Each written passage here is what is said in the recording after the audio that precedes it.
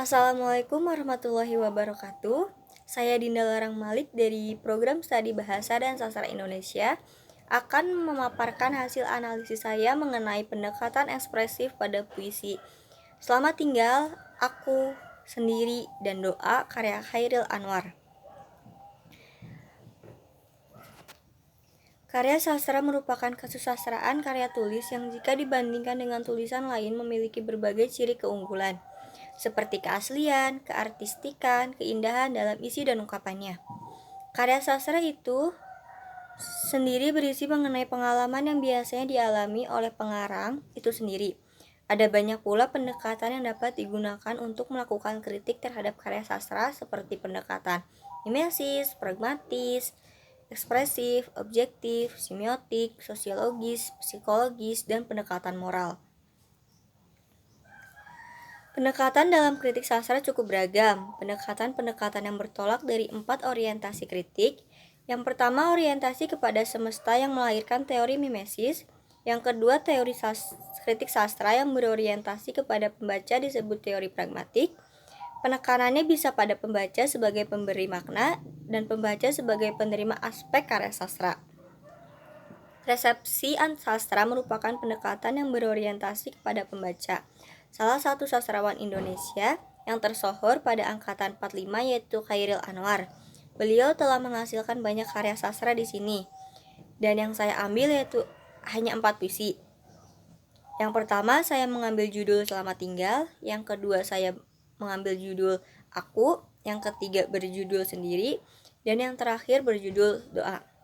Keempat puisi ini akan dikaji dengan menggunakan pendekatan ekspresif, karena pemilihan bahasa dalam puisi ini memiliki nilai kehidupan nyata di mata pembaca.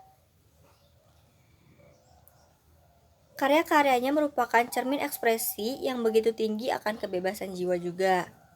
Pendekatan ekspresif adalah pendekatan yang dalam kajian sastra yang menitik beratkan kajian pada ekspresif perasaan dan temperamen penulis. Pendekatan ekspresif berfokus pada diri penulis, imajinasinya, pandangannya, atau kespontanitasannya.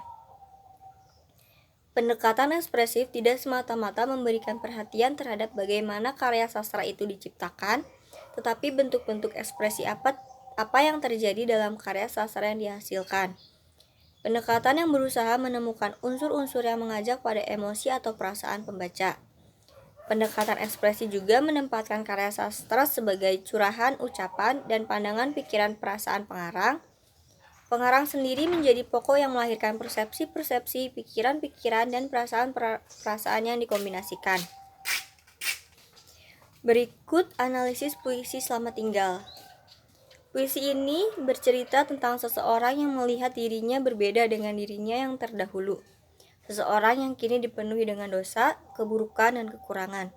Ia memiliki hati yang ragu akan seruan yang datang di dalam hatinya, dan mempertanyakan apakah arti dari seruan itu. Ia memiliki jiwa yang selalu gelisah di setiap malam. Berbagai pikiran pun muncul. Ia tidak mengerti akan semuanya. Semuanya terasa begitu asing baginya.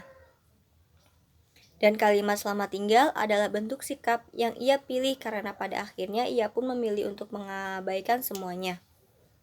Dalam puisi Selamat Tinggal terdapat ekspresi yang sangat menyedihkan dari pengarang itu sendiri. Pada puisi yang kedua yaitu Aku karya Chairil Anwar. Dalam puisi ini penyair memberi gambaran dan mengajak pembaca untuk mendalami perjuangan-perjuangan pahlawan dalam mencapai kemerdekaan. Penulis mengekspresikan sikap yang konsisten yang tidak akan menyerah atau terhasut hingga sampai kematian, dan semangat yang ia miliki sampai seorang pun tidak dapat menghalanginya. Penulis menggambarkan bahwa orang lain tidak perlu bersedih dengan semangat yang ia miliki, dan dapat pula diartikan bahwa ia sendiri tidak akan bersedih dan tidak pantang menyerah. Penyair menggambarkan bahwa sikap yang rendah hati dan tidak membanggakan diri walaupun dirinya sudah berjuang demi negara. Walaupun peluru telah menembus tubuh di medan perang, tetapi ia tetap berjuang hingga titik darah penghabisan. Pada bait berikutnya memiliki arti bahwa walaupun sudah terluka, tetapi karena semangat juang tinggi yang ada dalam dirinya membuat perih pada luka yang ia miliki itu hilang. Dan bait terakhir menggambarkan bahwa semangat pantang menyerah membela negara hingga ia ingin mengabdi untuk negaranya dan ia ingin hidup 1000 tahun lagi untuk negaranya. Pada puisi ini memiliki ekspresi yang penuh dengan semangat perjuangan. Puisi yang ketiga yaitu Sendiri, karya Chairil Anwar. Puisi ini seperti berbicara kepada pembaca bahwa penyair sangat merindukan ibunya. Penyair menggambarkan bahwa ia membawakan perasaannya sendiri sebagai seseorang yang merasakan kesepian yang sangat mendalam. Chairil melalui puisi ini seolah-olah mengajak pembaca untuk merasakan kegelisahan dalam hidupnya sendiri. Pada bait ini pula, penyair menggambarkan bahwa terasa sekali beban hidupnya yang membuatnya membenci dirinya sendiri, dan ia meminta seorang perempuan untuk menemui hidupnya yang penuh dengan kesunyian. Perempuan yang dimaksud penyair ialah ibunya sendiri. Penyair juga menggambarkan tentang dirinya yang merasa hidupnya kini terasa jadi sebuah bahaya yang terus-menerus menyerang dirinya. Dan di dalam bait terakhir, menggambarkan bahwa dirinya membutuhkan seseorang ibu ada di sampingnya, di hidupnya yang penuh dengan ketakutan-ketakutan. Pada puisi ini, penyair menggambarkan dirinya seseorang yang penuh dengan kesepian. Yang keempat yaitu puisi Doa, karya Chairil Anwar. Pada puisi ini memiliki religiusitas yang sangat kental. Chairil pada dasarnya dalam puisi ini mengungkapkan akan betapa kuatnya eksistensi Tuhan atas manusia.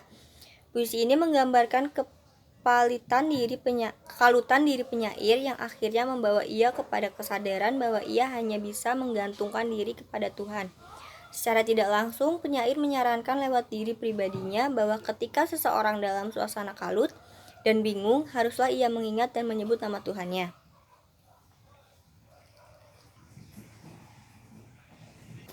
Permasalahan penting dari teori kajian.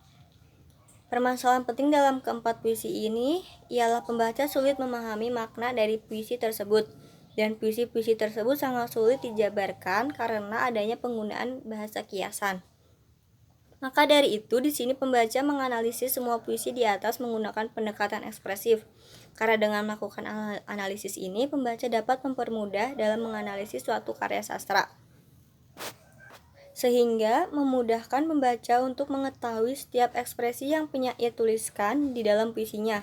Dalam setiap bait yang terdapat dalam puisi pasti memiliki ekspresi penyair yang dicurahkan di dalamnya.